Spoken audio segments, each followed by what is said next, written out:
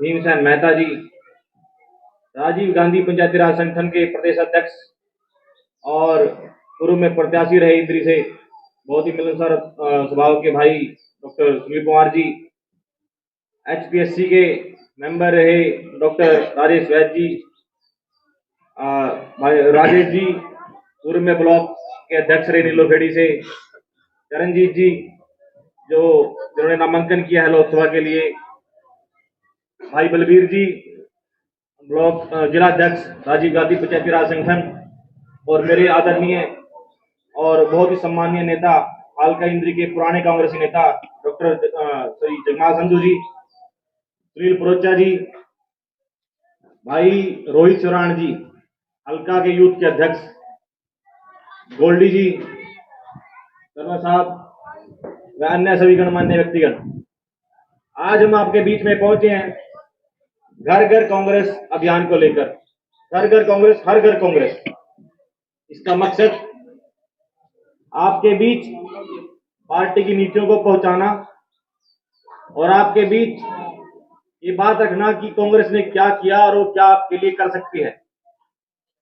कांग्रेस ने इस देश पर शासन किया, बीजेपी बोलती है कि आपको कुछ नहीं दिया, लेकिन बताना चाहूंगा कि इनकी शायद याददाश्त कमजोर है। देश को कांग्रेस ने जहां सुई भी नहीं बनती थी, साइकिल से लेकर जहाज तक बनने का सफर तय हुआ कांग्रेस के कार्यकाल में।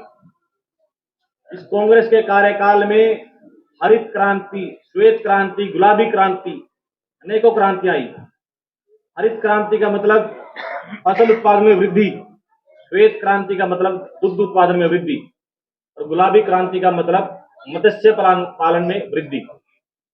इसे लेकर शिक्षा, जो बुनियादी ढांचा है किसी भी देश का, जिससे अगर आप शिक्षा प्राप्त करोगे तभी आप रोजगार प्राप्त कर सकते हो। अगर आपके हाथ में रोजगार होगा तभी आप रोटी, कपड़ा, मकान, आपकी मूलभूत सुविधाओं को प्राप्त कर सकते हो। उसका तो देने का किया काम कांग्रेस ने। कैसे? इतने यूनिवर्सिटीज बनी, इतने स्कूल्स बने जहां पर आपके बच्चों ने शिक्षा प्राप्त की आज तक, और वहीं से पढ़कर बहुत सारे बच्चे, कोई अफसर लगा, कोई सरकारी नौकरी प्राप्त की, किसी ने अपने काम धंधे शुरू किए। आपको गरीब आदमी को, 14 साल तक की उम्र के आदमी को, अगर किसी के पास साधन नहीं है कि वो शिक्षा प्राप्त कर सके, तो मुफ्त शिक्षा का प्रावधान किया कांग्रेस ने। इसके साथ साथ अगर मैं बोलूं तो बहुत टाइम लगेगा, लेकिन हमारे नेताओं को भी बोलना है। थोड़ी बात रखकर अपनी बात को समाप्त करूंगा कि अगर या तो हमारे पिछले 10 साल में हमारे बच्चों ने यहाँ से बाहर पलायन क्यों किया? क्योंकि रोजगार के अवसर नहीं है। इस खेड़ी मानसिंह से ही पता नहीं कितने बच्चे बाहर चले गए, और उससे पहले 10 साल के कार्यकाल में आपको कितना रोजगार मिला इस गांव में? क्या उसके बराबर रोजगार मिला आपको? नहीं मिला। अगर आपको रोजगार मिलता तो आपके बच्चों को मजबूरन बाहर ना जाना पड़ता। बच्चे बाहर जाके मजदूरी कर रहे हैं, दिहाड़ी कर रहे हैं मजबूरी में। कोई अपनी जमीन बेच रहा है, कोई कुछ कर रहा है, मजबूर है बच्चे यहां से बाहर जाने में, पलायन करने में। और अब तो साबित भी हो गया आज कि सरकार भी फुल रही, तभी तो इन्होंने अपना सीएम बदला। इन्होंने पता लग गया कि हमारे पैर उखड़ चुके हैं। ये सोच रहे हैं कि शायद सीएम बदल के बाद बन जाए, पर सीएम बदल के बाद थोड़ी बनेगी। अब तो उखड़ लिए तो उखड़ लिए, ये काम कर दे तो सीएम बदलने की जरूरत ना पड़ती। बैसाखियों को सहारा ले रहे हैं। आप समझे, पिछली बार उन्होंने 75 पार का नारा दिया था, हरियाणा में रह गई 40 पे। 2-3 हजार वोटों का अंतर था, नहीं तो कांग्रेस की सरकार होती। तो अब की बार आप समझें, अपने जरूरतों को पहचाने कि आपको रोजगार कौन दे सकता है। आपको रोजगार के साथ साथ शिक्षा और बुनियादी ढांचे की सुविधाएं कौन उपलब्ध करा सकता है। हमारे बीच में सस्ती गैस, कांग्रेस कार्यकाल में जो 400 का सिलेंडर था वो आज 1000 के आसपास है। इन्होंने 100 रुपए घटा दिया क्योंकि इलेक्शन का समय आ गया। अगर इलेक्शन का समय न होता तो ये कहते कि आज ये 1000 पर होता सिलेंडर फ्री। आप समझे, कांग्रेस कह रही है आपको कि हम 500 का देंगे, क्योंकि पहले भी दिया। तो डॉक्टर सुनील कुमार जी को आप सम्मानित करेंगे।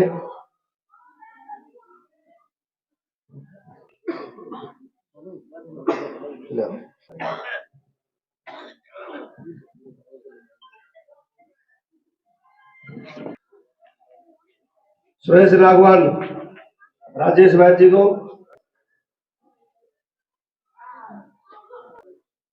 तेजाराम जी, चरणजीत जी को सम्मानित करेंगे। सचिन बुढ़नपुर को सुबह सिंह, मंगलुद्दीन जी आप उनको, हमारे सुरजीत जी सेवा दल के हर प्रोग्राम में जाते हैं, कोई भी मीटिंग में से नहीं करते। आज हमारे बीच में हमारे लोकसभा के प्रभारी, हमारे बड़े भाई जो दिन रात लोकसभा में एक कर रहे हैं, उमा शंकर पांडे जी, पूर्व मंत्री हमारे आदरणीय भीमसेन मेहता जी, जिला से हमारे लहरी सिंह जी, पूर्व विधायक, हमारे प्रदेश के पंचायती राज के अध्यक्ष डॉक्टर सुनील कुमार जी, राजेश वैद्य जी, हमारे बीच में डॉक्टर नवजोत कश्यप जी जो प्रत्याशी जी, सुनील प्रोचा जी, मंजीत गोल्डी जी, सुरजीत जी, सभी आदरणीय, जिसका नाम छूट गया माफी मांगू, सभी आदरणीय बुजुर्गों, नौजवान साथियों, आप सभी को पता है कि अब इस साल में दोनों चुनाव होने हैं, लोकसभा भी और विधानसभा भी, और यहाँ 36 बिरादरी के लोग बैठे हैं। आपको पता है जब कांग्रेस की सरकार थी 2005 से लेकर 2014 तक, सभी कोई सा वर्ग हो, क्या मकान की बात हो, 200 गज के प्लाट की बात हो, किसानों की बात हो, हर क्या में कांग्रेस सरकार थी।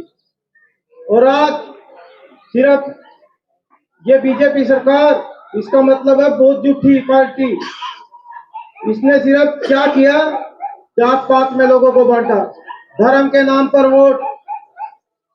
अब उनका समय, आज आपने सब देखे होगा कि कभी सीएम चेंज करने के बारे में, कभी कुछ, तो आप लोगों ने सबने लोकसभा चुनाव और विधानसभा चुनाव में कांग्रेस का साथ दें। हमारे सीनियर नेता सब हमारे बीच में बैठे हैं। हमारा एक ही मकसद है, हम जो संकल्प पत्र है, हर घर कांग्रेस, घर घर कांग्रेस, जो इसमें जो भी आप इसको पढ़ोगे तो इसमें कांग्रेस की जो भी उपलब्धियां आगे जो भी वो रखेंगे, हमारे सीनियर नेता बताएंगे। मैं तो यही कहूंगा कि आप सब अब की बार कांग्रेस को वोट दे। धन्यवाद, जय हिंद। हल्का से ऐसा रखे 2 मिनट के लिए। करनाल ब्लॉक अध्यक्ष और चेयरमैन ब्लॉक समिति के आदरणीय भाई चरणजीत जी, यशवी सोरान जी, और हमारे यहाँ से लगातार दूसरी बार पार्षद बने भाई सचिन बुढ़नपुर जी, और मंच संचालन कर रहे संधू साहब, बलराज जी, और गांव खेड़ी मानसिक की मेरे पिता समान बुजुर्गों, नौजवान साथियों, अभी कांग्रेस पार्टी की क्या नीतियां रहेगी वो प्रभारी साहब बताएंगे आपको डिटेल में। लेकिन मैं आपको एक बात स्पष्ट करना चाहता हूं कि आज पूरे देश में जो मोदी साहब ने एक झूठ का आडंबर मीडिया के तहत रचा था, वो अब गिर रहा है, दलक रहा है, जिसका कारण है कि जब 195 लोगों की बीजेपी ने सीटें घोषित की तो उसमें से 3 लोगों ने बीजेपी कर दिया। ये कितने शर्म की बात है कि जो पार्टी कहते हैं हम इतने से जीतेंगे, उनको लोगों ने बीजेपी की सीट से लड़ने से मना कर दिया। और दूसरा कि लगातार पिछले हफ्ते से जो मेंबर पार्लियामेंट है, बीजेपी के सांसद हैं, वो पार्टी ज्वाइन कर रहे हैं कांग्रेस की, और कांग्रेस से लड़ना चाहते हैं। राजस्थान से देख लो, ऊपर खुद कांग्रेस पार्टी से लड़ रहा है। अभी हमारे ब्रजेंद्र सिंह जी आए हिसार से, और भी बहुत। तो मेरी सभी से प्रार्थना है कि ऊपर भी इंडिया गठबंधन आ रहा है और हरियाणा में भी सरकार बन रही है, तो आप लोग बिल्कुल न घबराए और इस तरह से सरकार को चलता करें। इन शब्दों के साथ आप सबका बहुत बहुत धन्यवाद। जय हिंद, जय भारत, जय कांग्रेस। पहले आप भी हाँ।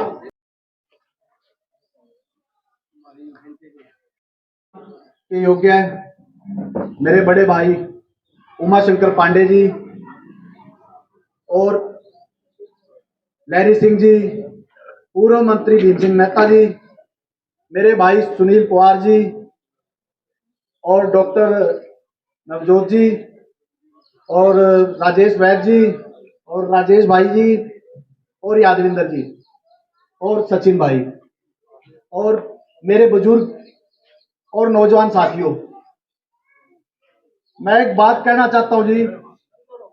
जिस तरह ये सरकार चल रही है उस तरह आने वाली पीढ़ी बर्बादी की तरफ जा रही है, क्योंकि जो नशा है वो हमारे छोटे छोटे बच्चे, हम बच्चे ही बोलेंगे, 17-18 साल का जो बच्चा होता है वो नशे की गिरफ्त में आ चुका है और उस चीज को बढ़ावा दिया जा रहा है। आप किसी भी जगह देख लो, जो नशा बेचने वाला है उस पर कोई रोक नहीं लग रही, किसी को पकड़ा नहीं जा रहा। 2 नंबर के काम करने वाले हैं उसको और बढ़ावा दिया जा रहा है। तो मैं सभी साथियों से ये अनुरोध करने आया हूं, क्योंकि जो पार्टी की नीतियां हैं वो तो हमारे सभी सीनियर नेता बार बार बता ही रहे हैं। मैं सभी साथियों से और मेरे बुजुर्गों से एक बात कहना चाहूंगा, अगर आप चाहते हो कि हमारे बच्चे, आने वाली पीढ़ी नशे की गिरफ्त में और क्राइम में ना जाए, तो इसके लिए हमारे को कांग्रेस पार्टी का साथ देना पड़ेगा। आपने देखा है जब हमारी सरकार थी तो कहीं भी अगर छोटे से छोटा भी क्राइम होता था तो हमारे सीनियर नेता और सीएम साहब उस पर एक्शन लेते थे। अब आप जगह जगह जाके बता दो किसी को भी हमारे गांव में ये क्राइम हो रहा है, हमारे शहर में ये क्राइम हो रहा है, कोई आपकी सुनने वाला नहीं, उल्टा हमारे को धमका के वापस भेज दिया जाता है। तो जो ये टाइम चल रहा है, इस टाइम को आने वाली सरकार जो है कांग्रेस, वही बदल सकती है। हमें सबसे पहले तो सेंटर में कांग्रेस लानी होगी, नहीं तो हमारे गांव के जितने युवा हैं ये बाहर चले जाएंगे। आप पंजाब में जाके देखो, किसी भी गांव में नौजवान नहीं मिलता। 2-2 करोड़ 3-3 करोड़ की कोठियां बनाई हुई हैं, बस उसमें 2 बुजुर्ग 3 बुजुर्ग वो हैं, जितने नौजवान है सारे बाहर चले गए हैं। और 2014 से यही हमारे यहाँ हो रहा है जी। तो मैं सभी साथियों से कहना चाहूंगा कि जो भी पार्टी की नीतियां हैं, जो भी आज हमारा संकल्प पत्र है, हमारे प्रभारी जी बताएंगे, वो हमने घर घर तक पहुंचाना है। क्योंकि अगर हम यहीं बैठ के और इस बात को यहीं छोड़ के चले जाएंगे तो कुछ भी समाधान नहीं होगा। हमें इस संकल्प पत्र को हर घर में लेके जाना है और हर एक को बताना है कि हमारी सरकार जो कांग्रेस आ रही है वो हमारे को क्या क्या देने वाली है और क्या क्या फायदा होगा। और मुझे नहीं लगता भी कुछ बताने की जरूरत है। आज हमारी स्टेज बता रही है, इस पे बहुत सारे डॉक्टर बैठे हैं, वो इस सरकार का इलाज करने के लिए बैठे हैं आज इकट्ठे होके। तो आप मेरे हिसाब से हमारी सरकार का, कांग्रेस पार्टी का साथ दो और कांग्रेस पार्टी एक ऐसी सरकार बनाएगी जो गरीब को, कमजोर को उसका हक दिलवाएगी। क्योंकि सरकारें आती रहती हैं, आप बढ़िया आदमी को चुनोगे तभी कुछ हल हो सकेगा। आप 10 साल से देख रहे हो, क्योंकि हमारे से ज्यादा हमारे बुजुर्ग जानते हैं, नौजवान साथियों को नहीं पता है। क्योंकि हमारे जितने साथी बैठे हैं, खड़े हैं यहाँ, कोई 20 साल का है, कोई 22 साल का, कोई 25 साल का है, उन्हें 10 साल पहले का राज नहीं पता है। हमारे बुजुर्गों को पता है भी वो कौन सा राज था 10 साल पहले, कैसे काम होते थे, कैसे नहीं होते थे। तो मैं ज्यादा समय ना लेते हुए सभी का धन्यवाद करना चाहूंगा कि मुझे यहाँ बोलने का मौका दिया। और सभी से एक बार फिर अनुरोध करूंगा कि जो भी संकल्प पत्र हमारे प्रभारी जी यहाँ बताएं उसको घर घर बताएं। आप अपने आप से एक वादा करिए, आप एक संकल्प पत्र जो है ना 3 लोगों को जाके समझाना है और वो आके 3 को जाके समझाएंगे, तभी ये चैन चलेगी। सभी साथियों का धन्यवाद। राजीव, गांव खेड़ी मान सिंह के बुजुर्गों, नौजवान साथियों, प्यारे बच्चों, आज घर घर कांग्रेस, हर घर कांग्रेस का संदेश लेके हल्का इंद्री के गांव खेड़ी मानसिंह में हमारे बीच में पहुंचे हमारे लोकसभा प्रभारी आदरणीय उमा शंकर पांडे जी, जो पेशे से डॉक्टर भी हैं और बड़े लंबे समय से जब यूथ कांग्रेस के नेशनल जनरल सेक्रेटरी होते थे तब भी ये हरियाणा के प्रभारी थे, तो पूरे हरियाणा से अच्छे प्रकार से वाकफियत रखते हैं। साथ में पूर्व में विधायक रहे, बड़े लंबे समय से पूरे जिले के प्रभारी के रूप में काम कर रहे चौधरी लहरी सिंह जी हमारे बीच में, पूर्व में बड़े भाई आदरणीय भीमसेन मेहता जी हमारे बीच में, कांग्रेस पार्टी की पूर्व में प्रत्याशी रही डॉक्टर नवजोत कश्यप जी हमारे बीच में, हमारे अभी जोन के, ये जोन बना है हमारा, हमारे डिवीजन के डॉक्टर राजेश वैद्य जी बहुत लंबे समय से कांग्रेस पार्टी में निस्वार्थ भाव से जो काम कर रहे हैं, हमारे भाई राजेश चौधरी जी, लोकसभा, पूरी लोकसभा के अंदर जिन साथी ने अपनी दिलचस्पी दिखाई, जो पानीपत जिले से हैं चरणजीत जी, उनका भी हमारे बीच में पहुंचने पर स्वागत करते हैं। हमारे भाई जो नवनियुक्त हमारी स्टेट यूथ कांग्रेस के सचिव बने भाई यादवेंद्र शोरान जी, 2 बार के जिला पार्षद हमारे भाई सचिन बुडनपुर जी, और हमारे पिता तुल्य बहुत ही मेहनती आदरणीय सुरजीत अंकल जी, राजीव गांधी पंचायत राज संगठन के जिले के अध्यक्ष हमारे भाई बलबीर जी, राजीव गांधी पंचायत राज संगठन के जिले के उपाध्यक्ष भाई नाथीराम जी, गांव का प्रथम पुरुष जो गांव के, जिसको हम गांव के मुख्य हल्का इंद्री में अध्यक्ष के पद पर विराजमान हुए, इनका भी हार्दिक धन्यवाद करते हैं। भाई हमारे बहुत प्यारे और लाडले साथी, जो जिनको हम आमतौर पे मजाक भी जिनका कर लेते हैं कि भाई तूने खाकी कच्छा तो नहीं पहन रखा है, और खाकी कच्छा पहनने का मतलब है कि भाई वो ये आरएसएस वाले गांव में आने शुरू करे थे, तो हमारा भाई नरेश संधू, तो इनके साथ मजाक भी चलता है, हमारे भाई नरेश संधू जी, और भाई आदरणीय महेंद्र संधू जी, हमारा भाई बड़े लंबे समय से साथ जुड़ा है गिन्नी संधू जी, भाई सोनी संधू जी, और हमारे अंकल विलायती प्रजापत जी, अंकल मंगलुदीन जी,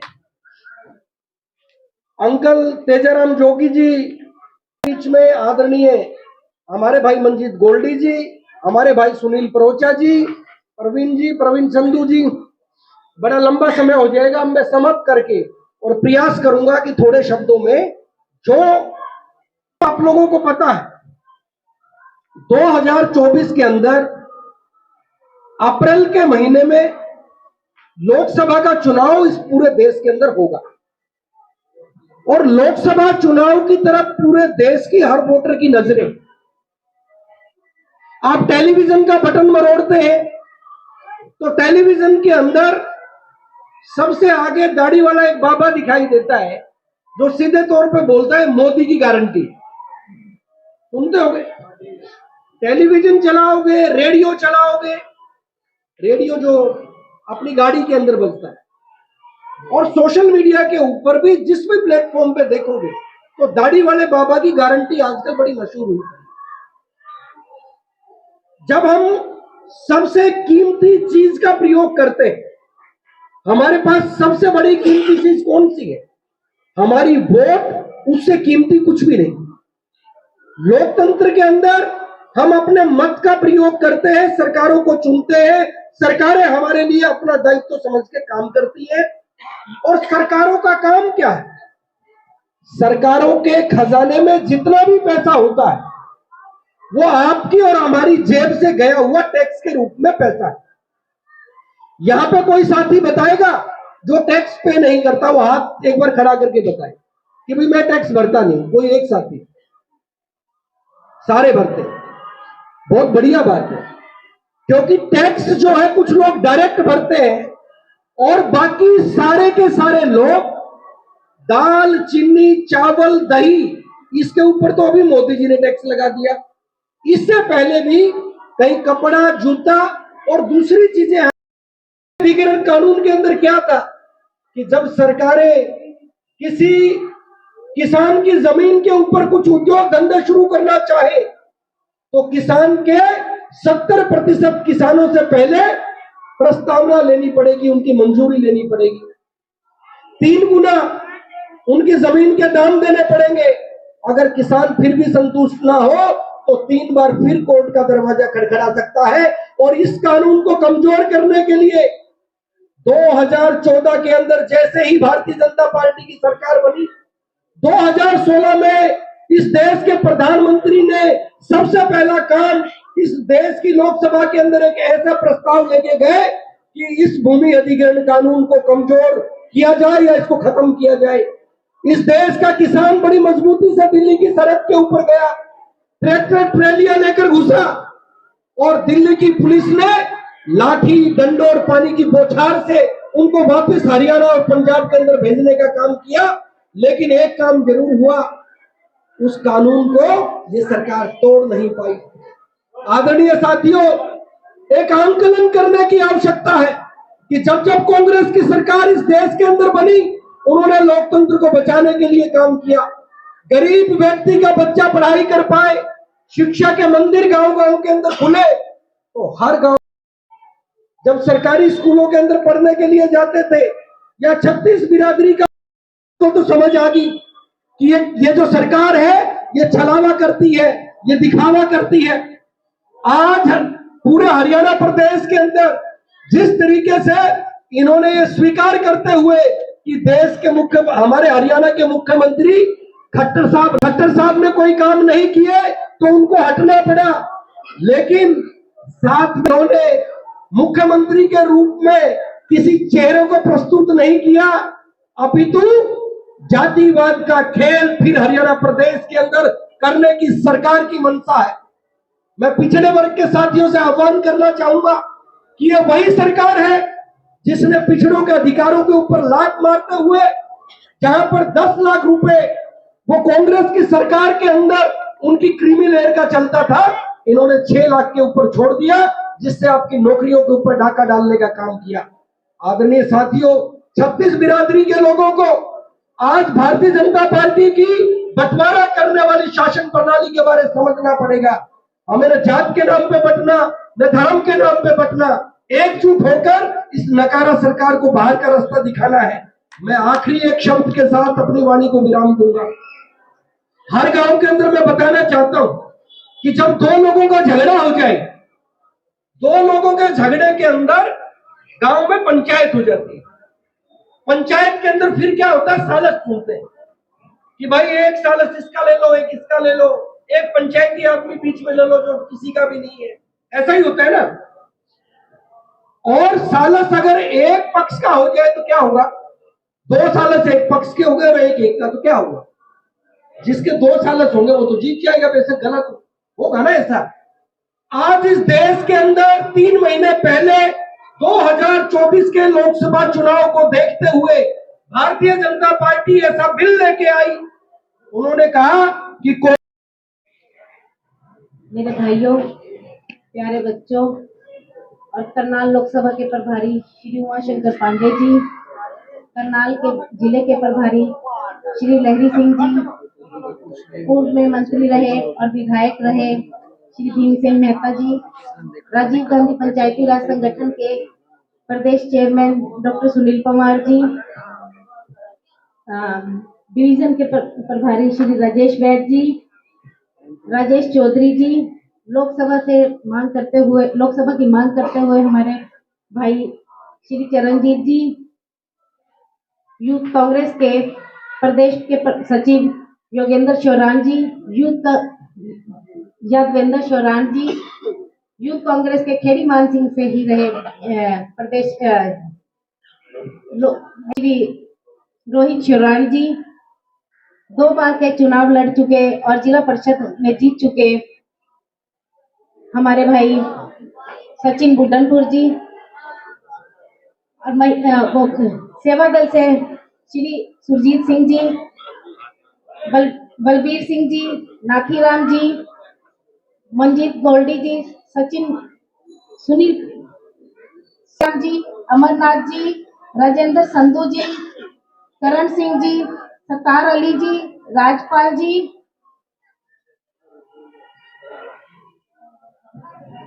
मुझसे पहले बोलते हुए सभी वक्ताओं ने बहुत अच्छे से कांग्रेस की नीतियों के बारे में और बीजेपी के झूठे जुमलों के बारे में सबको बड़े विस्तार से बताया। बीजेपी सरकार सत्ता में आई, आजकल भी इनकी एक बात चल रही है, गारंटी, मोदी की गारंटी। मोदी ने गारंटी दी 15 लाख की, मोदी ने गारंटी दी रोजगार की, मोदी ने गारंटी दी महिलाओं की सुरक्षा की, गारंटी दी किसानों की आय दुगनी करने की, गारंटी दी महंगाई को दूर करने की। और अभी इन्होंने एक राजस्थान में चुनाव जब हुए, उन्होंने कहा हम गैस सिलेंडर के दाम करेंगे, ये मोदी की गारंटी है। इन्होंने हर चीज की गारंटी दी, तो क्या कोई गारंटी पूरी हुई?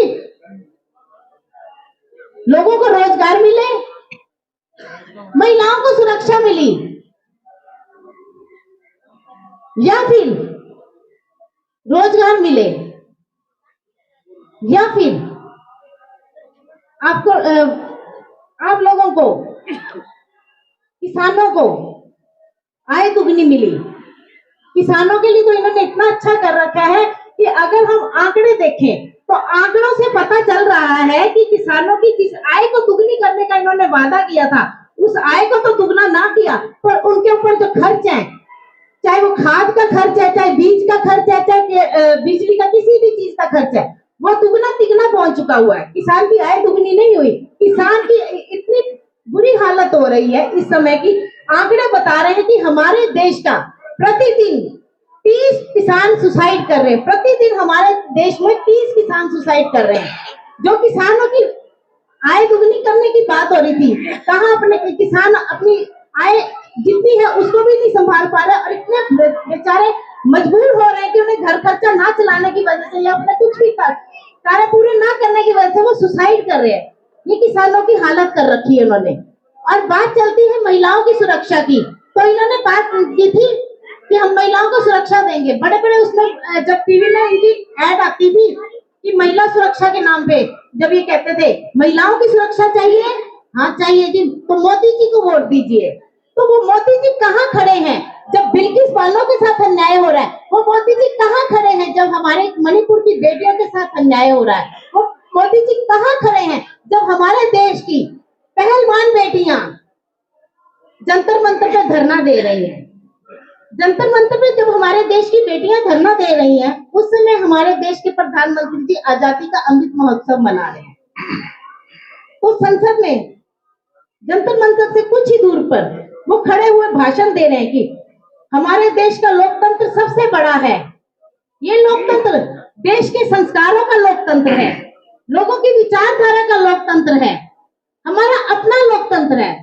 और उससे कुछ ही दूरी पर, संसद से कुछ ही दूरी पर, जंतर मंतर पर हमारे देश की बेटियों को घसीटा जा रहा है और लोकतंत्र की धज्जियां उड़ाई जा रही हैं। हमारे देश की बेटियों पे अन्याय करने वाले मंत्रियों को कहीं किसी को एक शब्द भी नहीं कहा जा रहा। आपने देखा है कि अगर हमारे देश में बेटियों के साथ कहीं अन्याय हो रहा है तो उनके खिलाफ अगर कोई कार्यवाही हो रही है तो जितने भी व्यक्ति आते हैं, सामने आते हैं, तो उनका कहीं ना कहीं भाजपा से लिंक मिलता है, चाहे वो भाजपा के मंत्री है, चाहे वो भाजपा के करता है। अभी आपने देखा कि हमारे हरियाणा प्रदेश में ही हमारे खेल मंत्री हमारे हरियाणा की बेटियों के साथ यौन उत्पीड़न के मामले में संलिप्त पाए गए, पर हमारे जो मुख्यमंत्री रहे हैं को हटाया जाए, इसका इस्तीफा लिया जाए और लड़कियों की सुरक्षा की बात की जाए। कहीं भी ऐसा नहीं बोलते। बात चलती है बेरोजगारी की। रोजगार की गारंटी दी थी, 2 करोड़ नौकरियां देने की बात हुई थी। रोजगार जो हमारे देश के युवाओं को मिल रहा है उसके बारे में थोड़ा सा बताते हैं। आज हमारे देश के युवाओं को अपने देश से बाहर जाना पड़ रहा है। इन्होंने ये कहा था, जब बात कर रहे थे, तो हमें छोटे लघु उद्योगों को बढ़ाना पड़ेगा, पर मोदी काल में ही 10 लाख छोटे लघु उद्योग बंद हो गए और नोटबंदी के टाइम में 50 लाख लोग जो है बेरोजगार हो गए। और ये मोदी जी बात कर रहे हैं रोजगार की, और इन्हीं मोदी जी के शासन काल में अगर हमारे भाई बहन कोई बाहर जाते हैं, विदेश में जा रहे हैं, तो वो उनके पेरेंट्स किस तरह से अपनी जमीन जायदाद क्या क्या गिरवी रख के बच्चों को बाहर भेज रहे हैं, और वो बच्चे बाहर जाते हैं, पहली बात तो वो बाहर बड़ी मुश्किल से पहुंचते। मीडिया, देखिए मीडिया वाले खड़े उनके सामने बोलती हूँ कि मीडिया इतना झूठा हो रहा है कि एक सर्वे आया है और उसमें बताया जा रहा है कि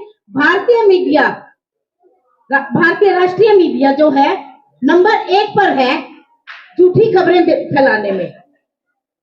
जब भी हमारे देश में झूठी खबरें फैलेंगी, झूठी न्यूज आएंगी, तो हमारे देश में अराजकता बढ़ेगी। एक ऐसा माहौल बनेगा जो लड़ाई का माहौल बनाएंगे। बात इन्होंने कभी भी हमारे देश के हित की बात नहीं की। बात की इन्होंने पुलवामा की। पुलवामा के सैनिकों के बारे में किसी ने पूछना किया तो इन्होंने उस दिन शुरू कर दिया वैलेंटाइन डे की बात। अगर हम किसी भी चीज की बात करने की बात करते हैं तो ये दूसरा नया मुद्दा लेके आ जाता है कि आप किस मुद्दे को देखो। इलेक्टोरल बॉन्ड की बात चल रही है, ये शादी दिखा रहे हैं, अनंत की शादी दिखा रहे हैं। मीडिया में कहीं ये नहीं दिखाया जा रहा कि हमारे इलेक्टोरल बॉन्ड का क्या हो रहा है। हर चीज को घुमा फिरा के दूसरे मुद्दे पे ले जाते हैं, हमें अपनी राह से भटकाते हैं। अगर हमारे देश की वास्तविकता को देखना है तो इनके मुद्दों को देखना होगा कि हमारे देश को भटका रहे हैं, हमारे युवाओं को गुमराह कर रहे हैं, धर्म के नाम पे, जात के नाम पे, हर चीज के नाम पे हमारे देश के को चुनना है जो आपके लिए बात करे, जो आपके हकों की बात करे, जो जात पात के नाम पे ना लड़े। तो आपने क्या करना है, जात पे ना पात पे। पीछे हरियाणा के सभी लोगों के पास जाकर, हर गांव में पहुंचकर उनकी जो समस्याएं हैं उसको संकल्पित करके एक संकल्प पत्र तैयार किया है, जिसमें कांग्रेस पार्टी ने हरियाणा में सरकार बनने पर 15 संकल्प ले लिए हैं, जिसमें 1100 गज का प्लाट और मकान बनाने के लिए 3.5 लाख रुपए देने का वो संकल्प है। साथ ही 300 यूनिट बिजली फ्री, गरीबों को पीला राशन कार्ड, किसानों को एमएसपी की गारंटी, रिटायर्ड हुए कर्मचारियों को ओपीएस की ओल्ड पेंशन स्कीम की गारंटी। इसी तरीके से हरियाणा में जो 2 लाख सरकारी पद खाली हैं, जिसको खट्टर की सरकार भर नहीं पाई है, उसको तत्काल भरने की गारंटी। ये 15 संकल्प कांग्रेस पार्टी ने लिए हैं। कांग्रेस पार्टी के सभी नेता, वो नेता हो, बड़े नेता हो, पूर्व मंत्री हो, विधायक हो, कोई पूर्व प्रत्याशी हो, आप देख रहे हैं कि सभी एक साथ एक मंच पर आकर इस महाअभियान को, जो जनता से जुड़ा हुआ है, जनता के प्रति कांग्रेस के संकल्प हैं, उनको लेकर हम जा रहे हैं। जिस तरीके से आज इस गांव खेड़ी मानसिंहपुर में कांग्रेस पार्टी के सारे नेता एकजुट होकर यहाँ पर आए, आदरणीय डॉक्टर नवजोत कश्यप जी यहाँ पर हैं, डॉक्टर सुनील पवार जी हैं, आदरणीय भीमसेन मेहता जी यहाँ पर हैं, चौधरी लहरी सिंह जी, इस तरीके से सभी कांग्रेस के वरिष्ठ नेता जो इस इंद्री हलके के हैं, जो इस करनाल जिले के हैं, वो यहाँ पर हैं और इस गांव की जनता को कांग्रेस पार्टी के संकल्पों के बारे में बता रहे हैं और साथ ही साथ ये बताने की कोशिश कर रहे हैं कि पीछे जो भारतीय जनता पार्टी की डबल इंजन की सरकार इस प्रदेश और देश में ये लोग चलाने की बात कर रहे हैं, वो दोनों इंजन आमने सामने आकर पटरी को और इंजन दोनों को नुकसान कर रहे हैं और उस इंजन की लड़ाई में हरियाणा की जनता पिस रही है। आज आपने देखा कि भारतीय जनता पार्टी ने चुनाव के अंतिम समय में, जब चुनाव बमुश्किलन 4-6 महीने विधानसभा के बचे हैं, आज उन्होंने अपना मुख्यमंत्री बदल दिया। ऐसी क्या जरूरत आन पड़ी थी? यानी कि जो सरकार चली है, भारतीय जनता पार्टी ने आज उस पर मुहर लगा दी है कि ये असफलताओं की सरकार थी, ये झूठों की सरकार थी, ये जुमलों की सरकार थी और इसीलिए उन्होंने अपना मुख्यमंत्री बनाकर एक बार फिर जनता को गुमराह करने का खेल कर रहे हैं। लेकिन हरियाणा की जनता बेहद समझदार है और ये इनके किसी भुलावे में नहीं आने वाली, किसी बहकावे में नहीं आने वाली। जी विधानसभा के चुनाव रह गए हैं और अगर बात करें तो पिछड़ा वर्ग का बात करें नायब श्रेणी की तो उन्हीं को क्यों सीएम बनाया गया है? लगभग 9.5 साल पूरे हो चुके हैं। देखिए, भारतीय जनता पार्टी जाति और धर्म की ही राजनीति करती है। पहले अपनी असफलताओं को भगवान श्री राम के पीछे छिपाने की कोशिश की और अब वो इससे भी डर गए हैं। उनको लगता है कि इस चुनाव में भगवान राम उनकी मदद करने वाले नहीं है, तो अब वो जाति के पीछे छिपने की कोशिश कर रहे हैं। वो चाहते हैं कि हरियाणा में जाति विद्वेष फैले, जाति आधार पर चुनाव हो, नफरत फैलाएं जातीयता के आधार पर, इसलिए वो ऐसा कर रहे हैं। अगर इनको ओबीसी वर्ग से प्यार है तो सबसे पहले आदरणीय राहुल गांधी जी लगातार इस बात की मांग कर रहे हैं कि जातीय जनगणना कराए जाए। जातीय जनगणना होगा तो उससे पता चलेगा कि इस देश में, इस प्रदेश में कितने पिछड़े वर्ग के लोग हैं जो गरीब हैं। उससे उनके बेहतरी के लिए कानून बनाने में मदद मिलेगी। लेकिन आज तक आदरणीय प्रधानमंत्री जी ने आदरणीय राहुल गांधी जी के इस मांग पर उन्होंने एक शब्द नहीं बोला। अगर वो पिछड़ों के हितैषी हैं तो राहुल गांधी जी की इस चुनौती को स्वीकार करें और इस देश में तत्काल जातीय जनगणना की घोषणा करें।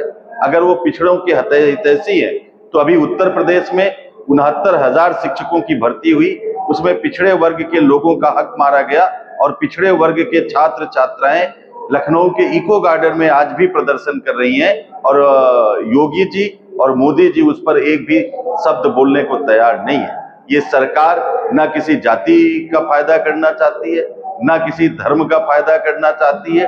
ये जाति और धर्म के नाम पर लड़ाकर राजनीति की रोटी को सेकना चाहती है। और मुझे लगता है कि अंतिम दौर में आकर जब ये अपना मुख्यमंत्री बदल रहे हैं तो ये हरियाणा की जनता को समझ में आ गया है कि पीछे 9.5 सालों तक खट्टर की खटारा सरकार हरियाणा को बरगलाने का काम कर रही है।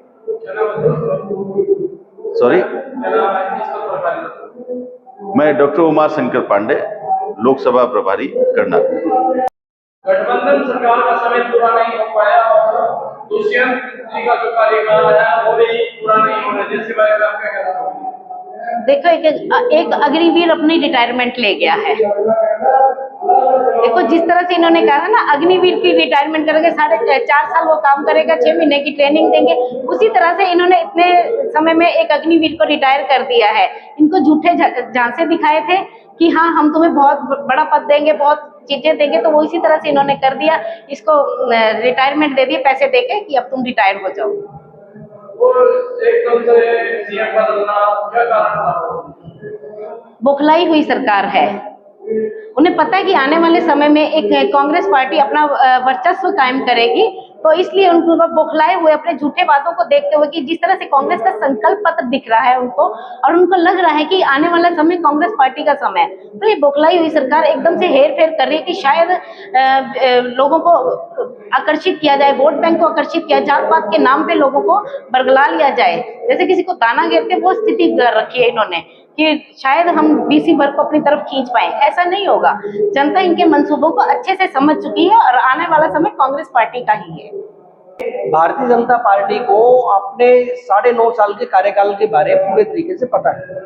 हरियाणा प्रदेश के अंदर खट्टर साहब के नेतृत्व में 9.5 साल के अंदर किसी भी प्रकार के विकास कार्य तो छोड़ दो, किसी भी प्रकार के जो इन लोगों ने लोगों के बीच में जाके वायदे किए थे उनको पूरा करने का काम नहीं किया। आज 9.5 साल के बाद जब इनको लगा कि हरियाणा प्रदेश से इनकी सियासी जमीन खिसक चुकी, तो इन्होंने किसी तरीके से उन बातों के ऊपर पर्दा डालने के लिए और लोगों के बीच में भविष्य के बारे में एक सोच को पैदा करने के लिए कि भाई आगे हम पता नहीं क्या 6 महीने के अंदर कर देंगे, तो मुख्यमंत्री को बदलने का नाटक किया है। आज भारतीय जनता पार्टी के बारे में इस मुल्क के हर लोग को पता है कि पूरे देश की जब बारी आती है तो इस देश को हिंदू और मुसलमान के नाम पे माइनॉरिटी और दूसरे माइनॉरिटी और हिंदुत्व के नाम पर बांट के इस देश के अंदर अलग अलग जगह पर पोलराइजेशन करने का काम करती है ताकि एक बड़ा धड़ा इनके पक्ष में मतदान करे। लेकिन आज इस देश का हर नागरिक ये समझ चुका है कि अभी पोलराइजेशन से ये देश आगे नहीं बढ़ेगा।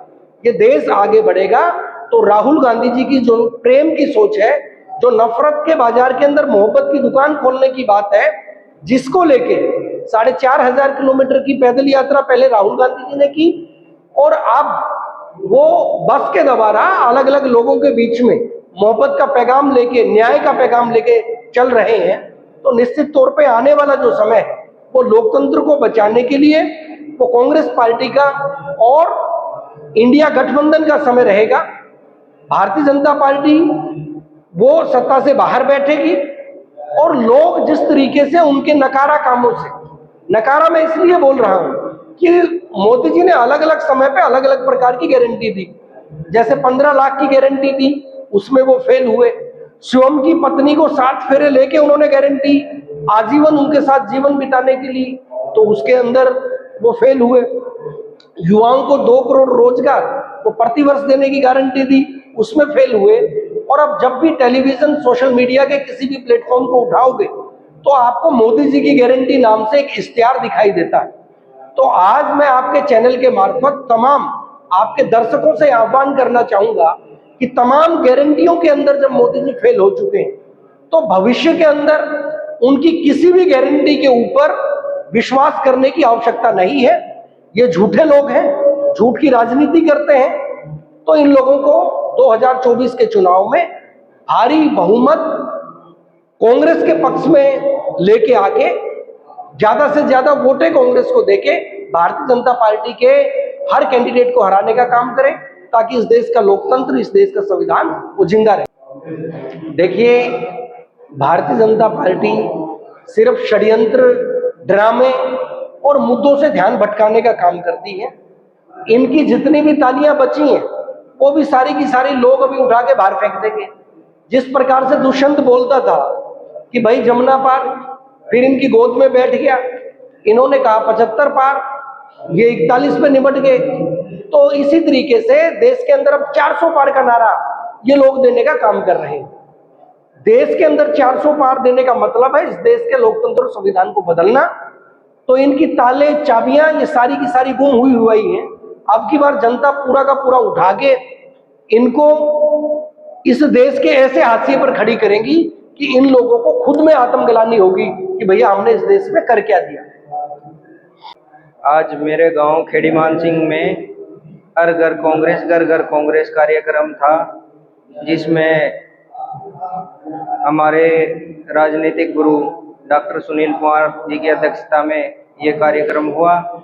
वह मुख्य अतिथि लोकसभा प्रभारी हमारे डॉक्टर उमाशंकर पांडे जी और करनाल के प्रभारी XMLA लहरी सिंह जी, वह पूर्व मंत्री भीमसेन मेहता जी, वह हमारी पूर्व प्रत्याशी डॉक्टर नवजोत कश्यप जी, वह भाई सचिन बुढ़नपुर जी जिला पार्षद, वह अन्य कांग्रेस के सभी कार्यकर्ता पहुंचे। वह आपने देखा ही होगा, हमारे गांव की 36 बरादरी इस प्रोग्राम में आई थी। तो इस चीज से देखने से लगता है कि गांव से एक तरफा माहौल कांग्रेस का है। और आपको मैं बता दूं, जो जिला परिषद के चुनाव हुए थे, कांग्रेस से हमारे रामफल कमालपुर जी को 1800 वोट पोल होने पर 1150 वोट एक तरफा रामफल कमालपुर को गई थी। आने वाले चुनाव में पूर्ण बहुमत से कांग्रेस की सरकार आएगी और अपने गांव से 100% हम कांग्रेस को वोट दिलाने का पूरा प्रयास करेंगे। धन्यवाद।